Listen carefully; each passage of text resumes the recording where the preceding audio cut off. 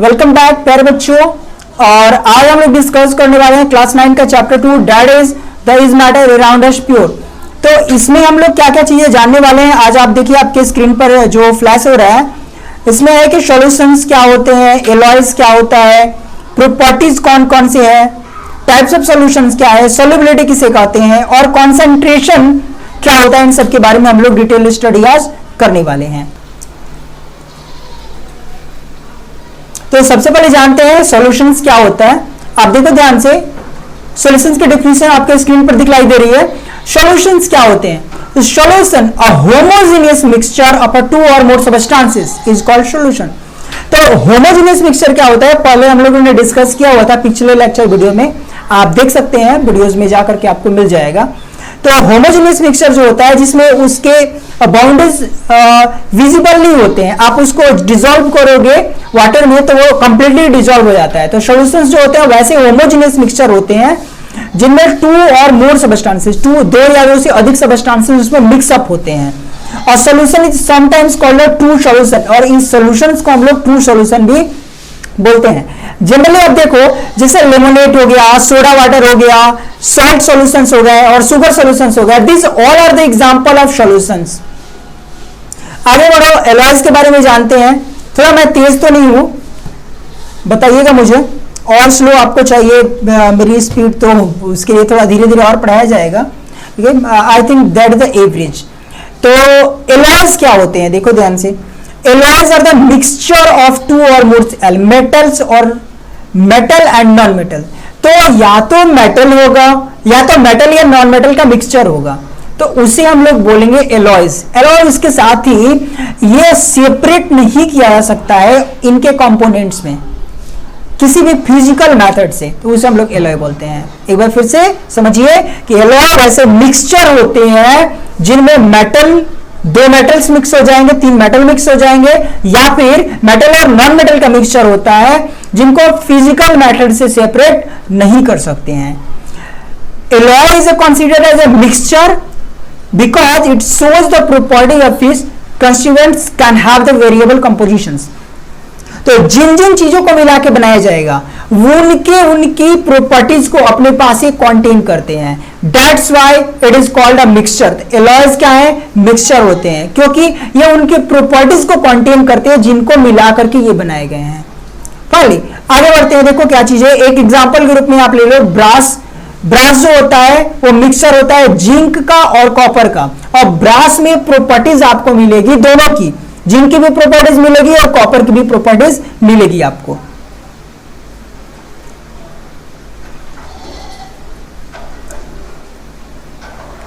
Properties of solutions देख लीजिए, बहुत ही इंपॉर्टेंट है एग्जाम में। ये रिपीटेड क्वेश्चन है, बार बार अधिकतर ये क्वेश्चन पूछा जाता है कि प्रॉपर्टीज ऑफ सॉल्यूशंस जनरली आते हैं एग्जाम में। तो अब देखो प्रॉपर्टीज ऑफ सॉल्यूशंस क्या क्या है। तो solution is a homogeneous mixture. पहली बात है कि जो सॉल्यूशंस होते हैं वो होमोजेनियस मिक्सचर होते हैं। और एक चीज आप हमेशा ध्यान में रखोगे, मैं बताता हूं कि अगर डिफिनेशंस इसमें जो है यहीं से निकल करके आपके आ सकते हैं। आगे देखो तो particles of solutions are smaller than 1 nanometre. It is a very important term for your objective question, very important point कि 1 नैनोमीटर जो होता है, 1 नैनोमीटर कितने के बराबर होता है? तो 10 का पावर -9 है ना, मीटर के बराबर होता है डायमीटर में उसका। तो उसका जो डायमीटर होता है 10 का पावर -9 के बराबर होता है।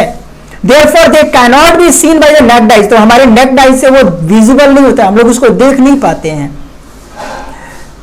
क्योंकि इतना ये छोटा पार्टिकल है, होमोजेनियस मिक्सचर है। Due to the very small particles they do not scatter a beam of light passing through the solution, so the path of light is not visible in solutions. तो जब आप solutions को रखोगे, torch जलाओगे तो उसके are par light चली जाएगी, तो उसका जो पाथ होता है वो विजिबल आपको नहीं होता है किसी भी कंडीशन में। अगला है कि solution is a stable. Solution जो होगा वो स्टेबल होता है। The solute particles do not settle down when left undisturbed. तो जब आप उसको घोल कर रखोगे तो वो सेटल डाउन नहीं होंगे उसके पार्टिकल। सिंपल से एग्जांपल मैं देता हूं आपको, शुगर और वाटर का सॉल्यूशन आप ले लो। तो शुगर और वाटर के सॉल्यूशन को जब आप मिक्सअप करते हो और उसको थोड़ी देर के लिए छोड़ देते हो, 1 घंटे के लिए भी छोड़ देते हो, तो ऐसा बिल्कुल नहीं होगा कि जैसे बालू और पानी को घोले थे तो बालू जाके नीचे बैठ गया था। इसमें बिल्कुल ऐसा नहीं होने वाला है। चीनी पेंडिंग में जाके बिल्कुल नहीं बैठेगी, ये हमेशा उसी में घुलते रहेगी, है ना। ब्राउनियल मोशन अपना जो है वो शो करती रहेगी, वो चीनी उसमें घुलती रहेगी, नमक उसमें घुलते हुए दिखलाई देगा।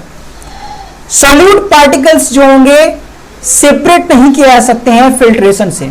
फिल्ट्रेशन मैंने छान करके आप चीनी और पानी के घोल में से चीनी और पानी को अलग नहीं कर सकते हो। You must have to use the some other techniques, बस ये आपका फॉलो अप नहीं होगा कि आप फिल्टर करके दोनों को अलग कर लोगे। तो सॉल्यूशन क्या होगा, सॉल्यूशन को जब आप स्टेबल रखोगे तो सॉल्यूट पार्टिकल्स उसके सेटल डाउन नहीं होंगे। इसके अलावा सॉलिड पार्टिकल्स को आप सेपरेट नहीं कर सकते हो फिल्ट्रेशन के मेथड से, पाथ विजिबल नहीं होगा, होमोजेनियस मिक्सचर होता है। ओके, आगे बढ़िए। अगला जो टर्म आपको समझना है वो है टाइप्स ऑफ सॉल्यूशंस। तो सॉल्यूशंस को दो टाइप्स में हम लोग कैटेगराइज कर सकते हैं। तो पहला जो है divided into two classes depending upon the amounts of solute dissolved, है ना।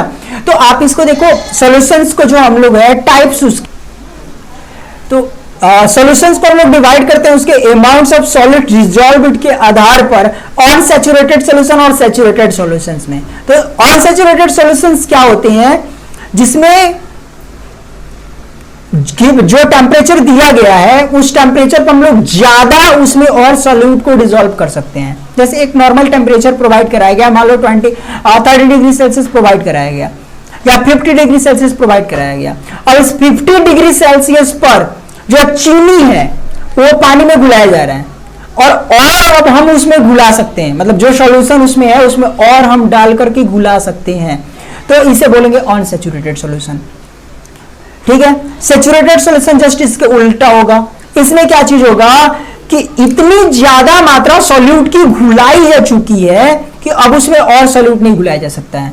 सिंपल सी बात को समझो, मान लो चीनी और पानी का घोल है या नमक या पानी का घोल है, उसको मैंने 80 डिग्री सेल्सियस दिया हुआ है। अब इसी 80 डिग्री सेल्सियस पर जो चीनी और पानी का घोल है उसमें चाहते हैं और चीनी ऐड करना, और चीनी ऐड करना, और चीनी ऐड करना, लेकिन इस लेवल पर पहुंच गया कि उसमें इससे ज्यादा चीनी अब ऐड नहीं की जा सकती है। तो at that situation this solution is called the saturated solution. Okay, easy to understand, समझो बात को, कि उस स्थिति को बोलेंगे कि जब किसी टेम्परेचर पर उससे ज्यादा अब उसमें सॉल्यूट को डिसॉल्व नहीं किया जा सकता, उसे बोलते हैं सैचुरेटेड सॉल्यूशन। आगे बढ़िए और चीजों को देखिए, क्या है टर्म्स, सॉल्युबिलिटी, है ना। तो ये जो सैचुरेटेड और अनसैचुरेटेड आप पढ़े हुए हो, इसी से निकल करके ये टर्म आता है आपके सामने में कि सॉल्युबिलिटी क्या होती है। तो amount of solute dissolved in 100 gram of solvent, 100 ग्राम, 100 ग्राम में घुली हुई जो सॉल्यूट की मात्रा होती है उसको हम लोग बोलते हैं उसका सॉल्युबिलिटी, है ना। तो solvent omega solubility of the solute in the given solvent at a given temperature, the pressure of the solutions। तो ये चीजें इंक्लूड की गई है कि temperature remains constant, pressure remains constant, because आप जब प्रेशर बढ़ाते हो या फिर आप उसमें टेम्परेचर बढ़ा दोगे तो सॉल्युबिलिटी इंक्रीज कर जाती है, आप उसमें और ज्यादा उसमें मिक्स कर सकते हो, है ना, उसमें चीजों को और मिक्स कर सकते हो आप जब उसको गर्म करते हो। तो फाइनली यहां पर ये चीज है कि उस गिवन टेम्परेचर कांस्टेंट होना चाहिए, गिवन प्रेशर आपका कांस्टेंट होना चाहिए, तब जाकर के सॉल्युबिलिटी का कॉन्सेप्ट आपके सामने में इजीली आएगा। तो यहां पर सिंपल सी बात है, हम लोग इसका फॉर्मूला बना सकते हैं, डिफिनीशन से आप फॉर्मूला निकाल सकते हो, फॉर्मूले से आप डिफिनीशन में जा सकते हो। किस तरीके से कि मास of solute divided by mass of solvent, solute का मास और सॉल्वेंट का मास दोनों को मिक्स किया जा रहा है, तो यहां पर उसका रेशियो निकाल दो, मल्टीप्लाई कर दो 100 से, आपको सॉल्युबिलिटी मिल जाएगी। क्या, mass of solute divided by mass of solvent, और मल्टीप्लाई करोगे आप 100 से, आप देखो, okay, mass of solute divided by mass of solvent multiplied 100, this is the formula. अच्छा, W बाय W आप कर सकते हो, small w by capital W divided by 100, आप लिखो ऐसे, small w divided by capital W multiplied by 100। तो ये आपका किसका फॉर्मूला हुआ, सॉल्युबिलिटी का फॉर्मूला हुआ, ठीक है ना, ये सॉल्युबिलिटी का आपका फॉर्मूला है। इससे रिलेटेड क्वेश्चंस भी हम लोग बनाएंगे आगे थोड़े से जाने के बाद में। तो अगला है कॉन्सेंट्रेशन ऑफ सॉल्यूशंस क्या है, the amount of solute present in a given solvent in its concentration, तो उसे हम लोग बोलेंगे कॉन्सेंट्रेशन ऑफ सॉल्यूशंस। तो यहां पर देखो क्या चीज है, कॉन्सेंट्रेशन ऑफ सॉल्यूशंस कैसे निकलेगा, कितना उसका कॉन्सेंट्रेशन है, तो amount of solute divided by amount of solution is equals to amount of solute divided by amount of solvent. देखो यहां पर दो डेफिनेशन, दो फॉर्मूला है आपके सामने में, है ना, एक ही में लिखा गया है, but it is the both are the different formula, ये अलग अलग फॉर्मूला है, इसको एक ही में नहीं समझ लेना है, ये दोनों फॉर्मूला अलग अलग हैं।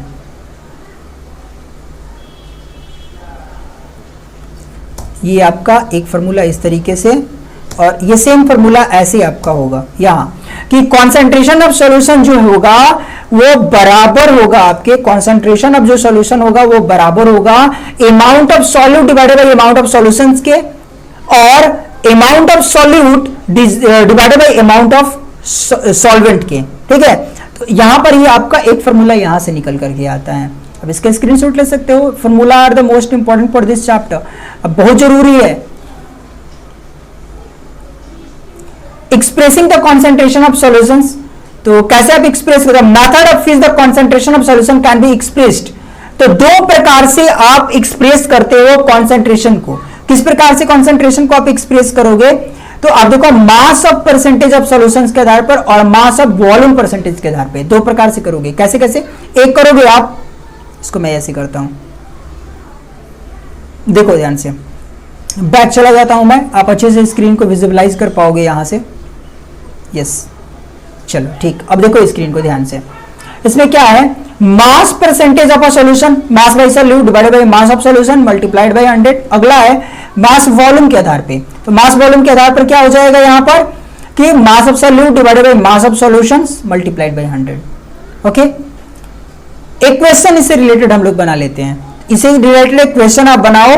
सिंपल सा क्वेश्चन है कि एक सॉल्यूशन है 50 ग्राम ऑफ कॉमन सॉल्ट, है ना, तो यहां पर सॉल्यूट जो है वो 50 ग्राम है कॉमन सॉल्ट के तौर पर, और उस पानी में 450 ग्राम पानी में मिक्स कर दिया गया, तो कॉन्सेंट्रेशन बताना है सॉल्यूशन का।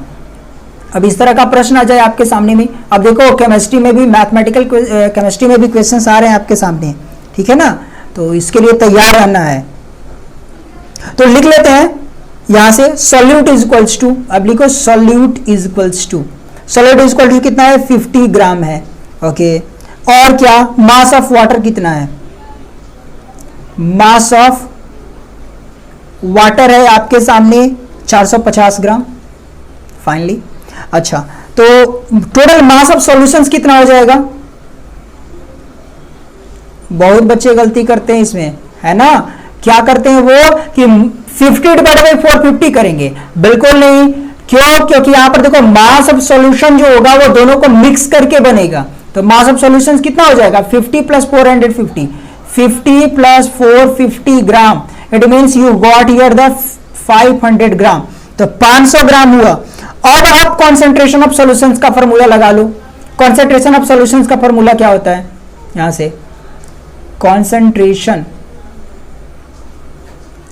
Of solution, concentration of solution का जो फॉर्मूला होगा वो आपके सामने हो जाएगा, mass of solute divided by mass of solution, लिखो mass of solute, mass of solute divided by mass of solution multiplied by 100, you got here, देखो क्या होगा, 50 डिवाइडेड बाय 500 मल्टीप्लाइड 100, 0 से 0 कैंसिल, 0 से 0 कैंसिल, और यहां से 50 से ये कैंसिल हो गया, आपका आंसर आ गया 10, तो आपका कितना हो जाएगा 10%, दैट योर आंसर। ठीक है, आगे बढ़ो। अब देखो अगला जो क्वेश्चन आपके सामने क्या है कि 4 gram of solute it dissolve in a 40 gram of water form a saturated solution of 25 degree Celsius. देखो कांस्टेंट किया है टेम्परेचर को, है ना, calculate the solubility of the solute at 25 degree Celsius, 25 degree Celsius पर ही मुझे बताना है कि उसकी सॉल्युबिलिटी कितनी है। तो बच्चा सॉल्युबिलिटी की डेफिनेशन तो पढ़े हुए हो ना, क्या है सॉल्युबिलिटी की, तो हमने पढ़ा है जी कि solubility is equal to mass of solute divided by mass of solvent. तो सबसे पहले लिख लेते हैं, पहला जो काम होता है डेटा लिखना। तो mass of solute is equals to आपके सामने होगा 4 ग्राम, और आपके सामने मास ऑफ सॉल्वेंट जो होगा, mass of solvent is equals to आपके सामने हो जाएगा 40 gram. Now solubility is equal to, solubility is equals to formula क्या, मास ऑफ सॉल्यूट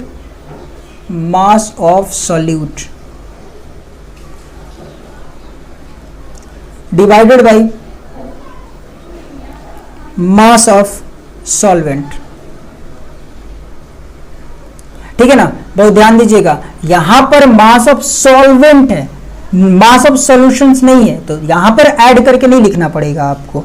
यहां पर आप डायरेक्टली करोगे 4 gram divided by 40 gram, cut करोगे जब आप, तो आपको मिल जाएगा मल्टीप्लाइड 100 भी तो करना है मुझे।